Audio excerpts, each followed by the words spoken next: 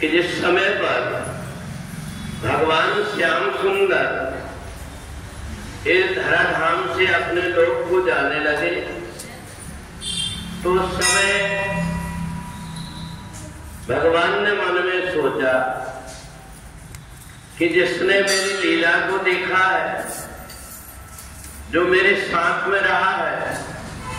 उनको तो मेरे दर्शन का, मेरे साथ रहने का लाभ प्राप्त हो गया, परंतु जो दूसरे युगों में आएंगे, कलयुग में आएंगे, उनको मेरा सानिध्य कैसे प्राप्त हो। तो भगवान को बड़ी चिंता हुई। उद्धव जी ने जब देखा कि भगवान की आंख से आंसू बह रहे हैं, तो उद्धव ने पूछा कि कन्हैया आप इतने दुखी क्यों। भगवान श्री कृष्ण ने कहा कि सतयुग त्रेता द्वापर से बढ़कर के मेरे प्रेम करने वाले भक्त कलयुग में होंगे, और इसलिए मेरे को चिंता है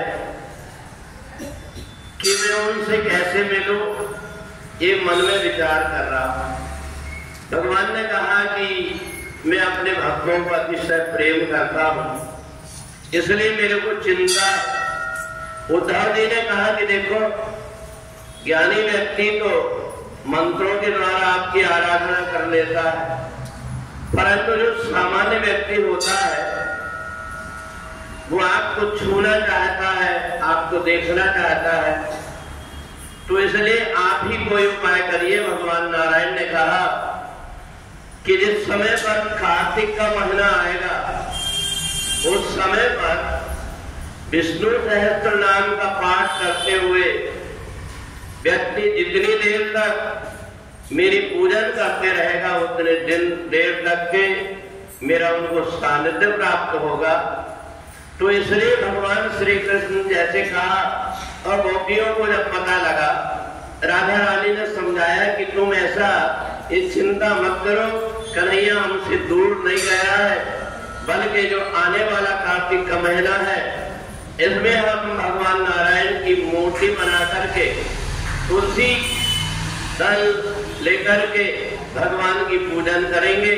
तो 1 महीने तक हमें भगवान के पास रहने का सानिध्य प्राप्त हो जाएगा। इसलिए सूत जी ने कहा कि 1 कल्प तक तपस्या करने से जितना पुण्य होता है, उतना पुण्य केवल कार्तिक के महीने में भगवान नारायण के नाम सुनते हुए भगवान की पूजन करने से प्राप्त होता है। इसलिए कार्तिक के महीने में इन गोपियों ने भगवान श्री कृष्ण का पूजन किया था, और उन्होंने कहा था कि जो भी भविष्य में कार्तिक के महीने में भगवान नारायण के ऊपर 1 बूंद जल चढ़ा देगा, भगवान कभी उससे अलग नहीं होंगे। इसलिए कार्तिक का महीना भगवान को इतना प्रिय है अपने भक्तों के मिलन के लिए। इसलिए कार्तिक के महीने में जो श्रद्धा के साथ में विष्णु सहस्त्र नाम का पाठ करता है, गीता को सुनता है, उसकी भगवान से नित्य मुलाकात होते रहती है। बुद्धि सच्चिदानंद भगवान की